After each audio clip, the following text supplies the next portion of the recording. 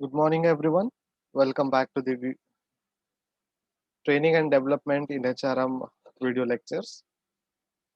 आज हम module number 4 की शुरुआत करने वाले हैं और मॉड्यूल 4 में परफॉर्मेंस मेजरमेंट है, टैलेंट मैनेजमेंट है एंड नॉलेज मैनेजमेंट है। और आज तीन टॉपिक में से पहला टॉपिक हम लेंगे performance measurement. Performance measurement is nothing but measuring the performance कि आप किस तरीके से अपना काम कर रहे हो, चाहे वो आपके स्किल्स के परफॉर्मेंस का हो, चाहे वो आपके एक पर्टिकुलर जॉब प्रोसेस का परफॉर्मेंस हो या फिर आपके घर का ही परफॉर्मेंस क्यों ना हो। ठीक है, आप हम टीचर्स का भी परफॉर्मेंस मेजर कर सकते हो, कौन से टीचर किस तरीके से पढ़ा रहे हैं, किसका टेक्निक बहुत अच्छा है, किसका प्रेजेंटेशन बहुत अच्छा है, या फिर कोई बहुत अच्छे से एक्सप्लेन कर रहा है। ठीक है, या फिर कोई बिना नोट्स के भी हमें ऐसे टॉपिक्स पढ़ा रहे हैं जो हमें इजीली समझ में आ रहा है। इस तरीके से आप हमारे टीचर्स का भी परफॉर्मेंस मेजरमेंट कर सकते हो। अब ये परफॉर्मेंस मेजरमेंट क्यों करते हैं? क्योंकि हमारा जो अप्रेजल होता है वो परफॉर्मेंस पे होता है। तो अप्रेजल का मतलब क्या है? अप्रेज़ल का मतलब है बढ़ोतरी, ठीक है? अब ये बढ़ोतरी कैसे होती है? सो ये बेसिकली है क्या? अप्रेज़ल है क्या? So according to news from, it is the process of evaluating the performance of employees, sharing that information with them and searching for ways to improve their performance। तो ये एक प्रोसेस है इवैल्यूएशन का, और हमारे जो एम्प्लॉइज़ हैं उनके इवैल्यूएशन को, उनके जो परफॉर्मेंस को इवैल्यूएट करते हैं और शेयर करते हैं इंफॉर्मेशन, और नए-नए तरीके भी हम देखते हैं कि उनका जो परफॉर्मेंस है वो कैसा हुआ।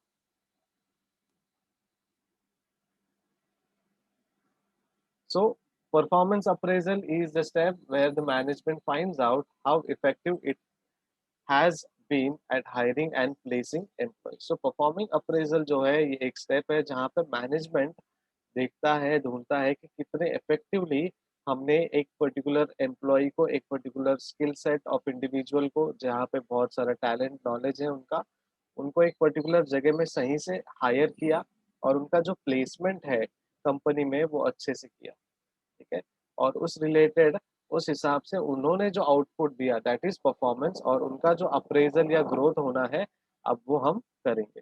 सो performance is different, performance appraisal is उनका जो ग्रोथ होता है वो। So performance appraisal is a process of evaluating an employee's performance of a job in terms of its requirement. हमारे जो रिक्वायरमेंट है उस हिसाब से जो परफॉर्मेंस अप्रेज़ल हुआ है या नहीं, वो हमें देखना है। परफॉर्मेंस में कुछ ग्रोथ हुआ है या नहीं, वो हमें देखना है।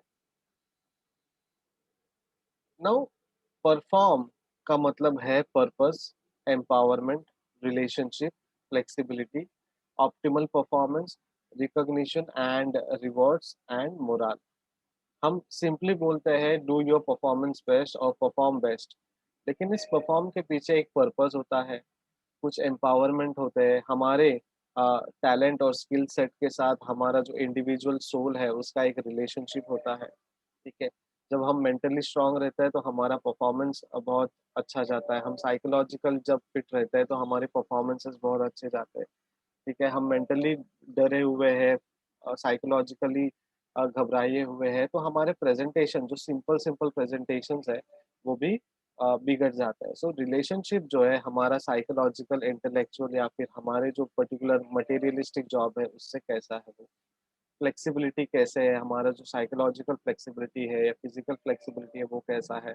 हम जो परफॉर्मेंस दे रहे हैं वो ऑप्टिमल है क्या, अप टू द मार्क है, या हम अपने पूरे टैलेंट को इस्तेमाल करते हैं या नहीं करते हैं।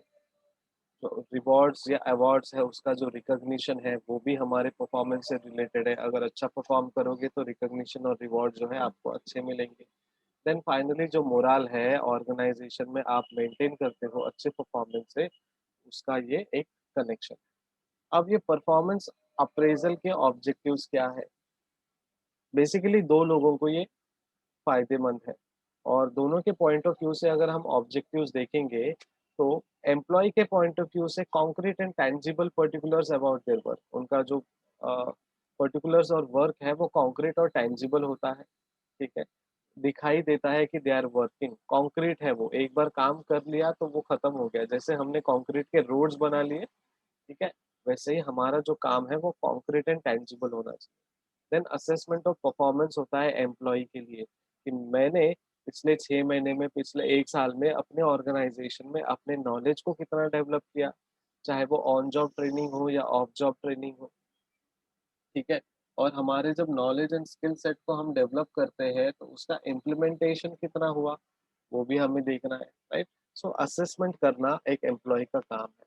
अब ऑर्गेनाइज़ेशन की बात करते हैं तो मेजरिंग द एफिशिएंसी, एक पर्टिकुलर एम्प्लॉयी का एफिशिएंसी कितना है, उसके अंदर जो टैलेंट है, स्किल है, वो इफेक्टिवली कितना इस्तेमाल हो रहा है एंड मेंटेनिंग ऑर्गेनाइजेशनल कंट्रोल। अगर आपका परफॉर्मेंस अप्रेज़ल नहीं होगा, तो क्या आप ऑर्गेनाइजेशन में अच्छे से काम करेंगे? नहीं। समझिए सिंपल चीज़ है, अगर हम इंटरनल एग्ज़ाम्स नहीं लेंगे और आपके सेमेस्टर एंड एग्ज़ाम्स नहीं लेंगे, तो क्या आप लोग इस वीडियो लेक्चर को, लाइव लेक्चर हो या फिर यूट्यूब में अपलोडेड लेक्चर्स हो, डिपेंड्स, क्या आप उनको सुनेंगे? अच्छे तरीके से सुनेंगे? ऑब्वियसली नहीं, बिकॉज़ आपको पता है अल्टीमेटली हमें पास कर दिया जाएगा बिना किसी इवैल्यूएशन के, बिना किसी असेसमेंट के। तो क्या हमारा कंट्रोल रहेगा आप पे? नहीं, ऑब्वियसली नहीं। आज ये जो बच्चे जुड़े हुए हैं हमारे साथ, 7-8 बच्चे, 10 बच्चे, 15 बच्चे, डिपेंड, अलग-अलग क्लास में अलग-अलग तरीके के बच्चे जुड़े रहते हैं, ठीक है? तो कई बार 50 भी होता है, बिकॉज़ क्यूरियोसिटी है कि ये टॉपिक के रिलेटेड क्या क्वेश्चन आ सकता है और हमें सर क्या पढ़ा रहे हैं, राइट? तो ये होगा। अब इनके कुछ एम्स है, ठीक है? एम्प्लॉइज़ का जब बात करेंगे तो ऑब्जेक्टिव्स के साथ-साथ उनके जो एम्स है, जो गोल्स हम बोलते हैं वो है। तो जब एम्प्लॉइज़ की गोल्स के बारे में बात करते हैं तो सबसे पहले है पर्सनल डेवलपमेंट। अभी आप एचआर स्पेशलाइज़ेशन हो और एचआर में आपको ट्रेनिंग एंड डेवलपमेंट है। तो सिंपल चीज़ है, अगर ये सब्जेक्ट आप नहीं पढ़ोगे अच्छे से, नहीं सुनोगे अच्छे से, तो क्या आप किसी और का ट्रेनिंग एंड डेवलपमेंट अरेंज कर सकते हो? या आप किसी और को ट्रेनिंग और डेवलप कर सकते हो, ट्रेन कर सकते हो या डेवलप कर सकते हो? नहीं, जब अपना खुद का पर्सनल डेवलपमेंट नहीं हो रहा है, तो हम किसी और को कैसे बता सकते हैं? सिंपल चीज़ है जी। अगर मुझे साइकिल चलाने नहीं आती है, तो मैं किसी और को कैसे चलाना सिखाऊँ? तो जब मुझे मेरी पर्सनैलिटी डेवलपमेंट नहीं करने आती है, तो मैं किसी और के पर्सनैलिटी को और किसी और के स्किल्स को कैसे डेवलप करूँ? ये सबसे पहला चीज़ है। तो ये एम होता है हमारा एम्प्लॉयी का। देन वर्क सैटिस्फैक्शन होता है। जो काम में हम जा रहे हैं, जिस काम के लिए हमने हाँ बोला है, जिस काम के लिए हम 9 से 5 या 10-12 घंटे जो है जॉब करते हैं, क्या वर्क सैटिस्फैक्शन है अपने पास? अगर है, तो आपने अपने गोल्स को अचीव कर लिया है। ठीक है? इन्वॉल्वमेंट इन द ऑर्गेनाइज़ेशन, आप सिर्फ़ पैसे के लिए काम करते हो या फिर आप अपने ऑर्गेनाइज़ेशन में किसी और तरीके या फिर किसी और नॉलेज के लिए, किसी और पर्पज़ के लिए भी इन्वॉल्व होते हो, राइट?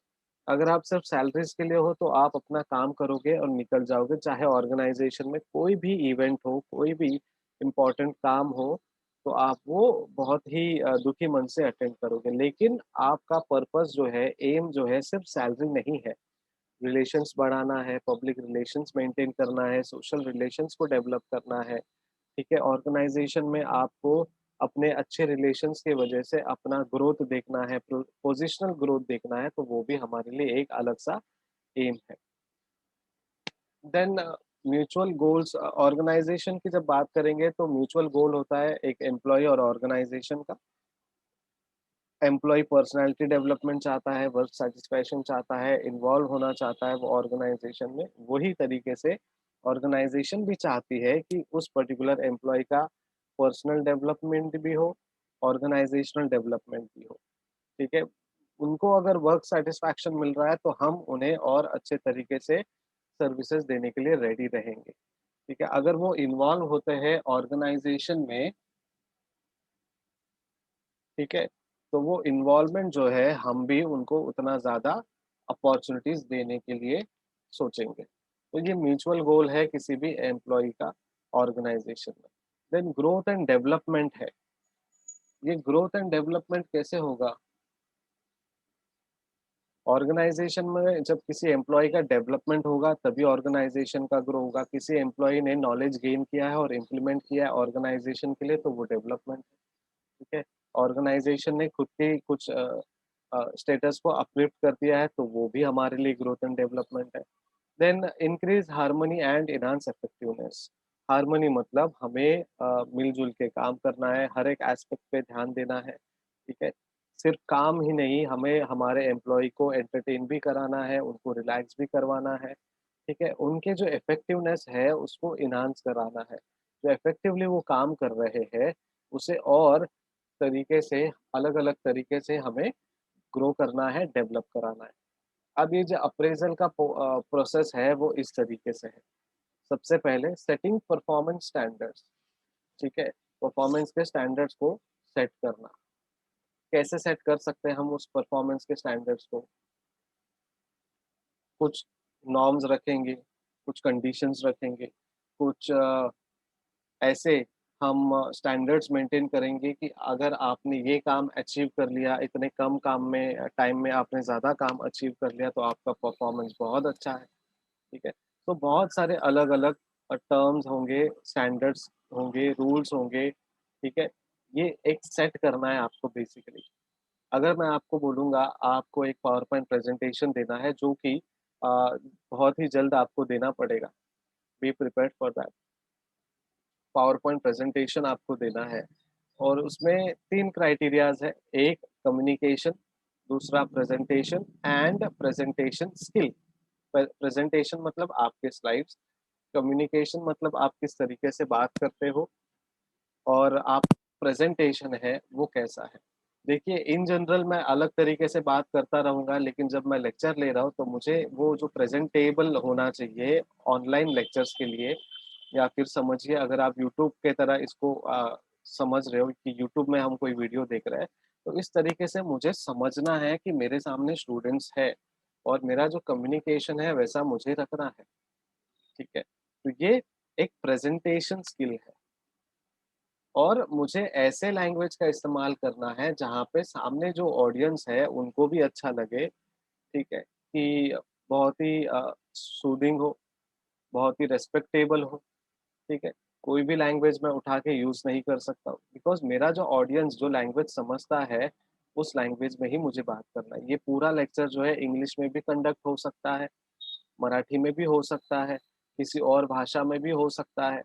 लेकिन क्या मेरे पास जो अभी बैठे हैं बच्चे, क्या वो लैंग्वेज समझते हैं क्या वो? इंग्लिश में अगर बताऊँगा, तो मुझे ये इतने लिखने की ज़रूरत नहीं है। सीधा मैं डायरेक्टली स्लाइड को या स्क्रीन शेयर को ऑफ कर दूँ और मैं बात करना चालू करूँ। हमें ऑडियो विजुअल की ज़रूरत है, ठीक है? एक स्टैंडर्ड हम मेंटेन कर रहे हैं यहाँ पे। So setting performance standard, then communicating standards. अब ये स्टैंडर्ड्स को कम्युनिकेट करेंगे तभी जाके समझ में आएगा हमारे एम्प्लॉइज़ को कि ये क्राइटेरिया हमें फॉलो करना है और ये साल के शुरुआत में ही बता दिया जाता है, ठीक है? अगर मैंने प्रेज़ेंटेशंस के लिए आपको कहा और मैंने अपने तरीके से अपने प्रेज़ेंटेशन स्टैंडर्ड्स मेंटेन किए और मैंने प्रेज़ेंटेशन सबके होने के बाद मैंने कहा कि मुझे एक्सपेक्टेशंस था कि आप लोग प्रेज़ेंटेशन अच्छा बनाओगे, कम्युनिकेशन अच्छा रहेगा, इंग्लिश में बात करोगे ऐसा मुझे लगा बट किसी ने भी वो स्टैंडर्ड को फुलफिल नहीं किया। तो कहीं न कहीं मुझे वो आपको बताना ज़रूरी है कि मैं आपसे क्या एक्सपेक्ट कर रहा हूँ, ठीक है? So communicating the standard is important, then measuring the standards. Standards को मेजर करना is also one of the important thing because हमने जो स्टैंडर्ड मेंटेन किए हैं, हमारे जो एम्प्लॉइज़ हैं, उन्होंने क्या स्टैंडर्ड अचीव किया है और उन दोनों का जो मेजरमेंट है वो एंड देन वो मेजरमेंट को हम कन्वर्ट करेंगे कंपेयरिंग स्टैंडर्ड बिकॉज़ एम्प्लॉयी 1 है, एम्प्लॉयी 2 है, एम्प्लॉयी 3 है, ऐसे 100 लोग हैं और 100 लोगों में से किसी एक को best employee of the year देना है, तो अब हमें कंपेयर करना है, ठीक है? एंड देन वो डिस्कस करना है रिजल्ट्स को, इनके साथ पहले तो आप कोर एचआर टीम डिस्कस करेंगे। मैनेजमेंट के साथ, जो ऑर्गेनाइज़ेशन के बड़े लोग हैं उनके साथ, ठीक है, डायरेक्टर्स, सीईओज़ के साथ एंड डिस्कस करने के बाद उनको आप सैटिस्फैक्टरीली तरीके से बताओगे कि ये जो finally best employee of the year आया है, वो क्यों आया है, क्या-क्या नॉर्म्स हमने देखे, क्या-क्या टर्म्स हमने रखे थे और उन्होंने क्या-क्या अचीव किए, ठीक है। अब कुछ सुपरवाइज़र्स या फिर सुपीरियर जो है आपको बोल सकता है कि ये जो टर्म्स एंड कंडीशन आपने स्टैंडर्ड्स में रखा है, ठीक है, वो जो टर्म्स एंड स्टैंडर्ड्स है, वो कुछ चेंजेस करने पड़ेंगे, क्योंकि अगले साल के लिए अब हमें नए स्टैंडर्ड्स को लेकर आना है, तो करेक्टिव स्टैंडर्ड्स जो है, उन्हें हमें थोड़ा-सा अल्टर करना पड़ेगा। कुछ स्टैंडर्ड्स गलत है या फिर हमें चेंजेस करने हैं, वो हमारे रिक्वायरमेंट और नीड के हिसाब से नहीं है, तो उन्हें कुछ ना कुछ हमें चेंजेस करना पड़ेगा। सो ओवरऑल ये हमारा बेसिक प्रोसेस है, ठीक है? Then methods of performance appraisal है, एक तो ट्रेडिशनल मेथड है, जहाँ पे हम पेयर्ड कंपैरिज़न देखते हैं, ग्राफिक रेटिंग स्केल देखते हैं, डिस्क्रिप्शन मेथड देखते हैं, डिस्ट्रीब्यूशन मेथड देखते हैं, ठीक है? चेकलिस्ट देखते हैं, ऐसे मेथड होता है, क्रिटिकल इंसिडेंट है, ग्रुप अप्रेज़ल है, फील्ड रिव्यू मेथड है, कॉन्फिडेंशियल रिपोर्टिंग है या फिर रैंकिंग है, ये हमारे ट्रेडिशनल मेथड्स हैं। लेकिन कुछ ऑर्गनाइज़ेशन क्या करता है, वो मॉडर्न मेथड से जाता है। उनका एक अलग से असेसमेंट सेंटर होता है, अप्रेज़ल होता है बाय रिज़ल्ट और बाय मैनेजमेंट, ठीक है? और उनके कुछ ऑब्जेक्टिव्स रहते हैं, मैनेजमेंट बाय ऑब्जेक्टिव्स के कुछ उनके अप्रेज़ल होते हैं। देन थर्ड में ह्यूमन एसेट अकाउंटिंग होता है कि हमारे ह्यूमन के पास कितना एसेट है, कितना टैलेंट है, उसने उसका कितना इस्तेमाल किया है। उन्होंने जो अचीवमेंट किया है वो भी उनका एक एसेट है, तो दोनों का कॉम्बिनेशन हम देखेंगे। Then behaviourally anchored rating scale, पूरे साल में आपका बिहेवियर कैसा था? अच्छे एम्प्लॉयी की तरह था, एक एंथुसियास्टिक एम्प्लॉयी की तरह था या फिर आप आते हो, काम लेते हो और अपना-अपना निकल जाते हो, इस तरीके का बिहेवियर है, तो ये सारी चीज़ें हम इन मेथड्स में देखते हैं। अब ranking employees by paired comparison जब बात करेंगे, तो हमें 2 चीज़ देखनी है। For the trait quality of work, for the trait creativity. Trait मतलब लक्षण, क्वालिटी ऑफ वर्क के लक्षण है क्या और क्वालिटी ऑफ क्रिएटिविटी के लक्षण है क्या।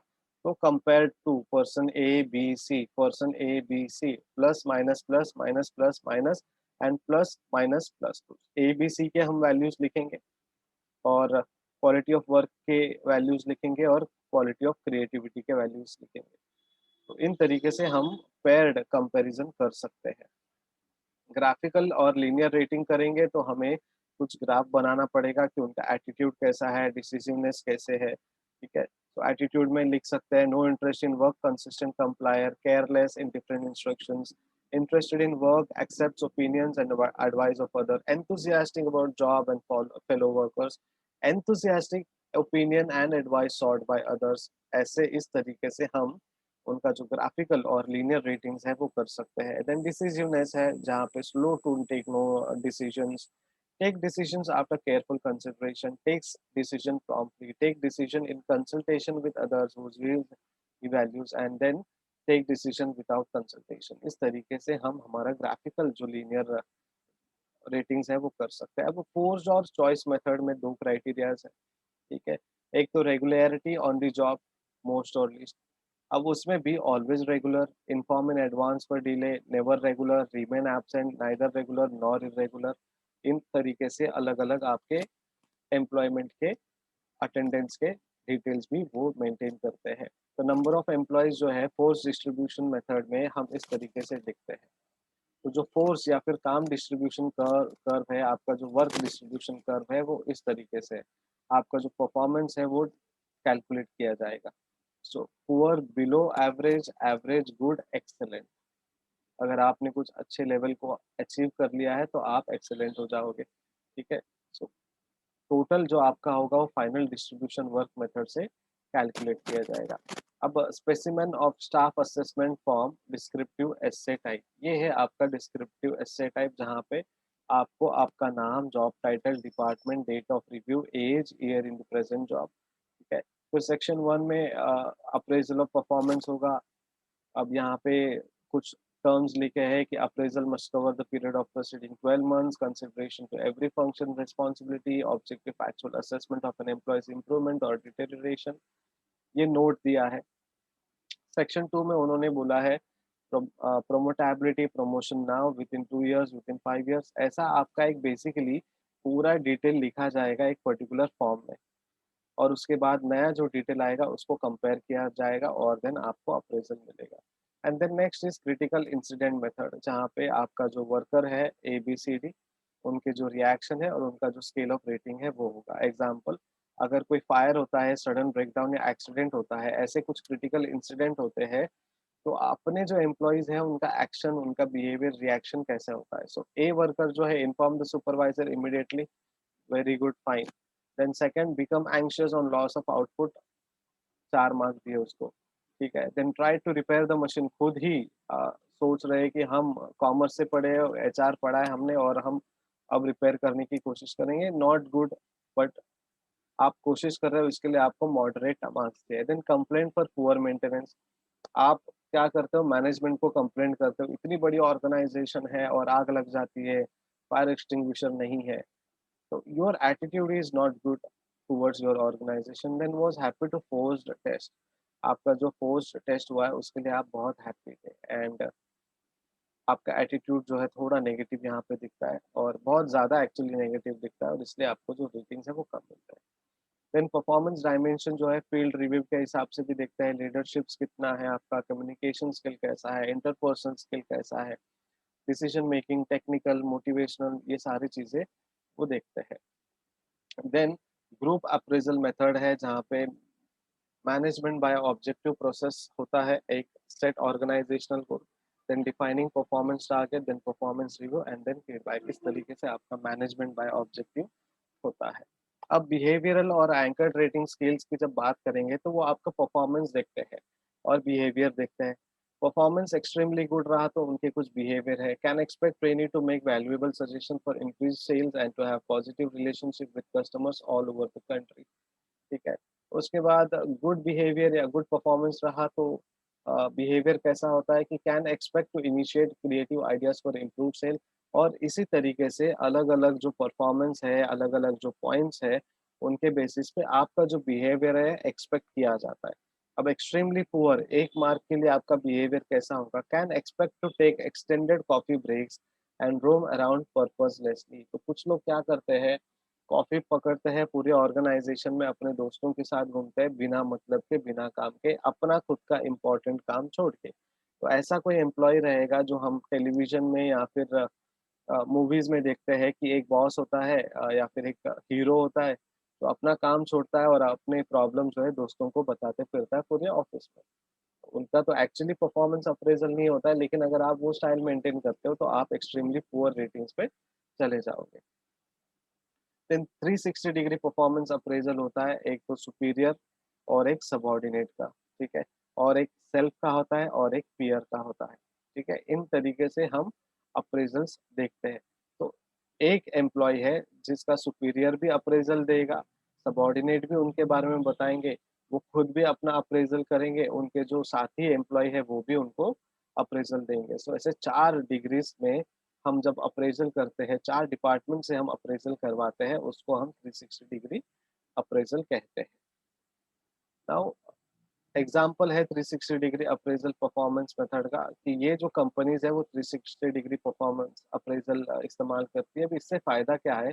हर एक डिपार्टमेंट से पता चलता है कि जो एम्प्लॉयी है वो कैसे काम कर रहा है। बिकॉज़ क्या होता है कि अगर मैंने समझिए किसी एक क्लास में, आपके ही क्लास में किसी एक स्टूडेंट का अप्रेज़ल लेना चाहा कि इन एक पर्टिकुलर स्टूडेंट का बिहेवियर कैसा है, और मैंने आप ही के क्लास के 3-4 स्टूडेंट से पूछा और वो आपके अगेंस्ट में है हमेशा, तो आपका जो अप्रेज़ल है वो नेगेटिव ही आएगा। तो क्या आपका डेवलपमेंट होगा? नहीं। लेकिन मैंने टीचर से भी पूछा, पुराने टीचर्स थे उनसे भी पूछा, और मैंने अपने खुद का एक अप्रेज़ल बना रखा है। तो अलग-अलग तरीके से मेरे एक्सपीरियंस से, लोगों के फीडबैक से एक रियल और फैक्चुअल अप्रेज़ल बनता है। तो ये जो ऑर्गनाइज़ेशंस है, विप्रो, इन्फोसिस, रिलायंस इंडस्ट्रीज़, मारुति स उद्योग एंड एचसीएल टेक्नोलॉजीज़, वेद कंज्यूमर हेल्थ, ये सारे 360 डिग्री अप्रेज़ल इस्तेमाल करते हैं। अब इश्यूज़ क्या है, पिटफॉल्स क्या है इन अप्रेज़ल्स में? एक तो फॉर्मल और इनफॉर्मल होता है कभी-कभी। पता नहीं चलता कि किसका परफॉर्मेंस हम देख रहे हैं, ऑर्गेनाइजेशन का देख रहे हैं कि एम्प्लॉयी का देख रहे हैं, बिकॉज़ एम्प्लॉयी का परफॉर्मेंस बहुत अच्छा रहता है, ऑर्गेनाइजेशन लॉस में चली जा रही है। अब रेटर्स कौन होते हैं? एचआर के होंगे, और या फिर ऐसे होंगे जो जिनका खुद का परफॉर्मेंस अच्छा नहीं होता है। अब प्रॉब्लम्स अलग-अलग होंगे, साइकोलॉजिकल प्रॉब्लम होंगे, फिजिकल प्रॉब्लम होंगे, टेक्निकल प्रॉब्लम होंगे। अब इन प्रॉब्लम को सॉल्व कैसे करना है? ठीक है? उसके लिए भी हमें कहीं न कहीं सॉल्यूशंस निकालना है कि इतने सारे प्रॉब्लम है, उनका सॉल्यूशन क्या है। देन इवैल्यूएशन में जब हम बैठते हैं तो हमें इवैल्यूएट करना क्या है? हमारा एम्प्लॉयी है, अच्छे से काम कर रहा है, बट फिर भी हमें उसमें और क्या इवैल्यूएट करना है, ये सारे क्वेश्चंस, ये सारे प्रॉब्लम्स रेज़ होते हैं जब आप अप्रेज़ल के लिए बैठते हो। अब अप्रेज़ल के लिए एक टाइम पीरियड भी होता है, व्हेन टू इवैल्यूएट। हर 3 महीने में अप्रेज़ल करना है, हर 6 महीने में करना है, हर 8 महीने में, 9 महीने में करना है, हर साल करना है, कब करना है? अगर हर 3 महीने में करना है, तो एम्प्लॉयी को हर 3 महीने के लिए अपने नए-नए टारगेट्स को डेवलप करो। अब वो टारगेट डेवलप करने के लिए, सेट करने के लिए उनको 2-3 दिन का एक्स्ट्रा टाइम दो, जहाँ पे काम का लोड जो है बढ़ जाएगा, तो कब करें? और कौन से मेथड से करें? इतने सारे मेथड्स अवेलेबल हैं, तो कौन से मेथड से करें और कैसे करें? ये सारी चीज़ें हमारे लिए एक पिटफॉल या इश्यूज़ बन जाती है। अब constant check induce employees to perform better. अब कॉन्स्टेंटली जब चेक होता है, तो एम्प्लॉयी जो है वो अच्छे से काम करने की कोशिश करता है। अब इनके कुछ एडवांटेजेस हैं। Provide a record of performance over a period of time. Provide an opportunity for a manager to meet and discuss performance. Provide the employee with feedback about the performance. Provide an opportunity for an employee to discuss issues and to clarify expectations. Can be motivational with the support of a good reward and compensation. So, performance appraisal के या evaluation के या measurement के advantages ये है कि performance जो है एक पर्टिकुलर पीरियड ऑफ टाइम के लिए होता है और वो बेटर है। आपका एक रिकॉर्ड मेंटेन होता है। आपको अपॉर्च्युनिटी मिलता है कि आप अपने सुपीरियर से, अपने सीनियर से बात करें, ठीक है? और वो बात करने के बाद आप अपने जो अप्रेज़ल है उसको कैलकुलेट करें, ठीक है? देन फीडबैक दे सकते हो आप अपने ऑर्गनाइज़ेशन में, ठीक है? अपने ऑर्गनाइज़ेशन में फीडबैक देने के बाद आपका जो रिप्लाई है वो भी आप देख सकते हो, ठीक है?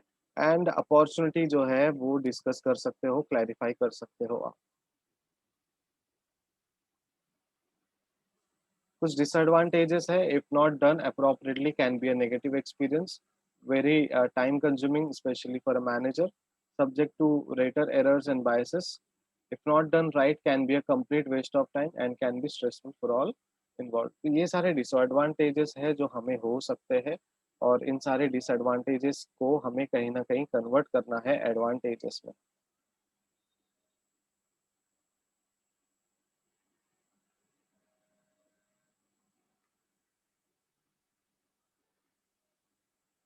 कोई भी डाउट है तो आप पूछ सकते हो, अदरवाइज़ 5 ही मिनट बचा है, हम लेक्चर को वाइंड अप कर सकते हैं।